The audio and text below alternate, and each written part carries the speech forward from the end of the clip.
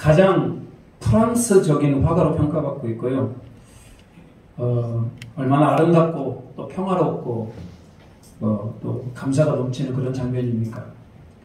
여러분, 이 부분은 지금 무슨 기도를 드릴까요? 하는 뉘엿뉘엿 저물어가고 농사일을 잘 마무리했어요. 멀리 교회에서 종소리가 막 들려오고 있습니다. 오늘 하루를 허락하시고 건강 주시고 이렇게 농사도 짓게 하시고 먹을 양식을 주신 하나님께 감사기도를 드리지 않았을까요?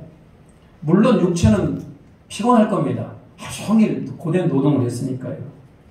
그렇지만 여러분, 노동이라는 것이 피곤하지만 보람이라는 게 있어요. 그리고 평안함이라는 게 있고 무엇보다도 감사함이 넘치는 거 아니에요? 이렇게 하루일을 맞춰놓고 하나님 앞에 감사 기도를 드리는 사람이 있는 반면에 어떤 사람들은 가난한 농부로서 자기 신세 한탄하면서 내가 맨날 이렇게 힘든 노동만 하며 살 것인가라고 자기 신세 한탄만 하고 있다면 그게 여러분 불평 아닙니까? 상황은 똑같은데 사람이 어떻게 생각하느냐에 따라서 감사가 될 수도 있고 불평이 될 수도 있는 겁니다. 여러분이 부모로서 한 가정을 이끌어갈 때 이제 아이를 낳았어요. 이 아이에게 늘 감사하는 모습을 보여주고 싶습니까? 아니면 이 아이에게 늘 불평하는 모습을 보여주실 겁니까? 감사하는 가정에서 자라나는 아이와 불평이 많은 곳에서 자라나는 아이가 같을 수 있겠습니까? 여러분 같으면 누구를 며느리로 받아들이고 누구를 사위로 받아들이고 싶어요? 아니, 내 자녀들은 어떤 환경에서 키우고 싶어요? 누구라도 감사하며 자라나는 환경에서 우리 아이들을 키우고 싶은 겁니다. 여러분, 감사를 할 수 있다라고 하는 것은 삶의 질이 다른 겁니다. 삶의 질이 달라요. 성경은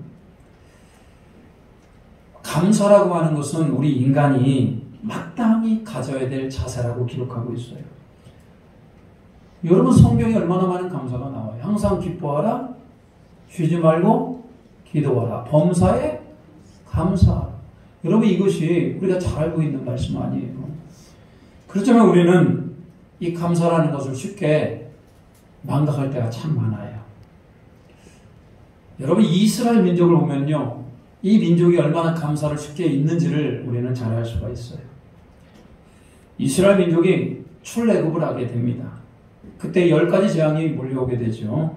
하나님은 마지막 10가지 재앙의 10번째 재앙은 장자를 죽이는 재앙을 주셨어요. 이때 이스라엘 민족들은 장자가 죽으면 안 되잖아요. 하나님께서 그 장자를 구원해낼 수 있는 방법을 주셨는데 어린 양을 잡습니다. 1년 된 순양을 잡아서 그 피를 문인방과 문설주에 발라요. 그러면 어떻게 됩니까? 그날 밤 죽음이 그 집을 넘어가게 되죠. 하나님은 이 절기를 유월절이라고 하면서 매년 지키게 했어요. 여러분, 사실 생각해 보십시오. 유월절에 물론 예수 그리스도의 보혈의 피를 우리가 생각할 수가 있어요. 근데 여러분, 사실 유월절은 감사의 절기입니다. 왜? 내 아들이 죽었어야 되는데 누가 대신 죽었어요? 어린 양이 대신 죽었잖아요. 얼마나 감사한 일이에요. 이스라엘의 모든 절기는 다 감사로 이어지게 됩니다. 6월절이라는 절기가 있었다면요, 50일 뒤에 맵추절이라는 절기를 지켰어요. 맵추절은 하나님께서 맵추절을 지키라. 이는 내가 수고하여 밭에 뿌린 것과 첫 열매를 거둠이니라. 하나님께서 농사를 짓게 하는데 첫 열매, 이제 보리가 올라옵니다. 보리가 올라와서 여러분, 처음 난 열매 어떻게 하실 겁니까? 이 농사를 지었어요. 아주 첫 열매, 아주 잘 생기고 탐스럽게 생긴 그 첫 열매를 어떻게 할 겁니까? 하나님 앞에 가져오는 겁니다. 하나님, 우리에게 이렇게 첫 열매를 주셔서 감사합니다라고 하나님 앞에 드리는 절기가 바로 오늘 맵추절이에요. 그래서 우리는 물론 구약의 맥주절과 우리의 맥주 감사절은 좀 다릅니다. 성격이 다릅니다만 그 정신은 그대로 유지가 됩니다. 하나님 앞에 감사하며 드리는 예배, 그리고 주일인 겁니다. 이스라엘 백성을 하나님께서 광야 가운데 인도합니다. 낮에는 구름 기둥으로, 밤에는 불 기둥으로 하늘에서 만나와 외출할 때가 내려요. 이스라엘 민족이 40년 동안 광야 생활을 하게 되는데 이제 가나안 땅에 들어가면서 그런 광야의 은혜를 망각합니다. 인간은 참 잘 잊어요. 여러분이 아무리 큰 은혜를 받았을지라도 금방 잊어요. 그래서 하나님은 매년 일주일을 정하여서 초막절이라는 절기를 통해서 그들이 광야 가운데 하나님이 지켜주시고 인도했던 은혜를 기억하게 합니다. 6월절, 맥주절, 초막절, 이게 이스라엘 민족의 3대 명절 아니에요? 근데 동일하게 이건 다 감사하는 절기이기도 합니다. 그렇다면 여러분, 우리에게는 6월절, 맥주절, 초막절이라는 게 특별히 의미가 없잖아요. 이게 다 뭡니까? 그게 바로 주일입니다. 주일. 여러분, 우리가 주일에 가장 넘쳐야 되는 마음이 무슨 마음이에요? 감사하는 마음이 넘치시기를 축복합니다. 우리가 감사를 알면서도 잊을 때가 많아요. 자, 오늘 이스라엘 백성들에게 얼마나 감사할 일이 많았는지 좀 살펴보도록 하겠습니다. 오늘 이스라엘 민족은 애굽에서 노예로 평생 살았어요. 그들은 400년이라는 인생을 살았어요. 그런데 하나님의 은혜 가운데 애굽에 10가지 재앙을 내리잖아요. 드디어 바로가 항복합니다.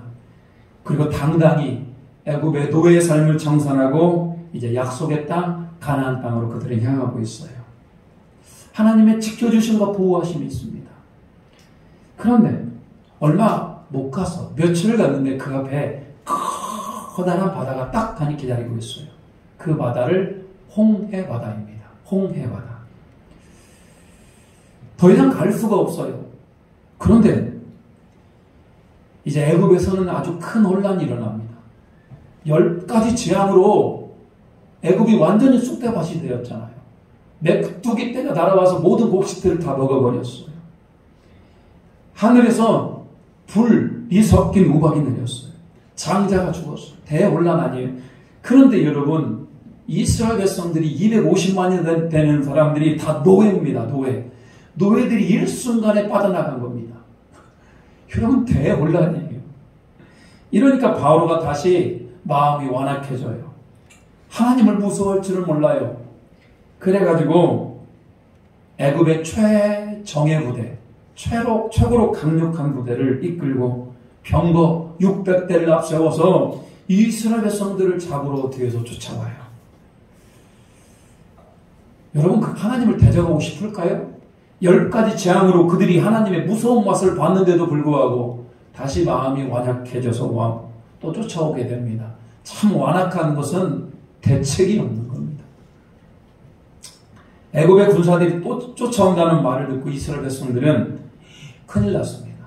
앞에는 홍해길, 건너갈 수가 없어요. 뒤에는 애굽의 군대, 그것도 세계에서 최고로 강력하고 무서운 군대가 쫓아와요. 이게 백성들이 막 불평을 합니다. 모세에게. 우리를 광야에서 죽게 만들 거냐?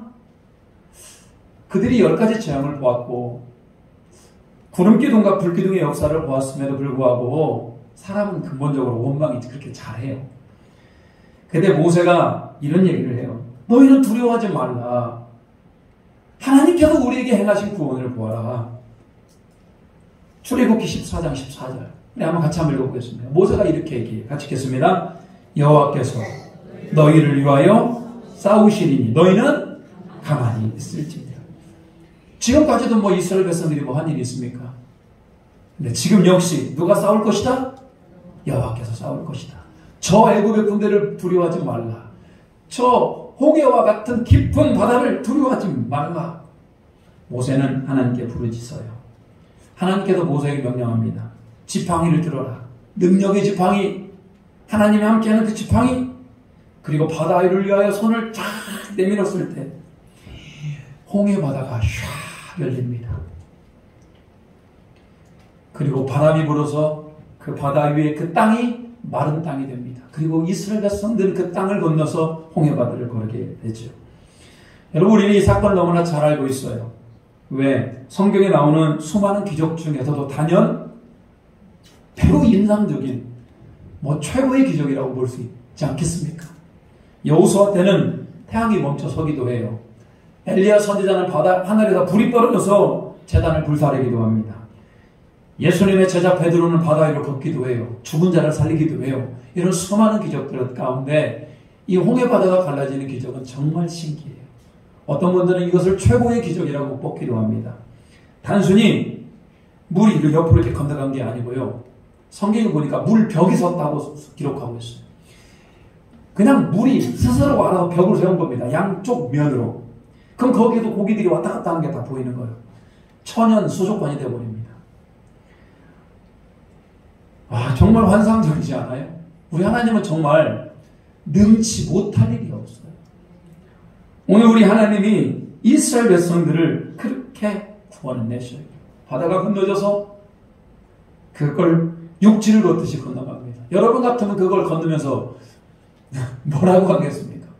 막 찬양이 절로 나오지 않겠어요? 주와 같이 길 가는 거 즐거운 일 아닌가? 막 무슨 일을 만나든지 만사형통하리라 막 찬양을 부르면서 주님의 높고 위대하심을 내 영혼이 찬양하네 하면서 막 건너오지 않겠습니까?